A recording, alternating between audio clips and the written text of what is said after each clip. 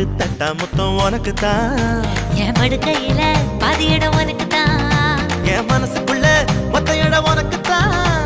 தேமா உனக்கு தான் புளிமா உனக்கு தான் மாமா நான் உனக்கு தான் ஐயோ ஆத்தாடி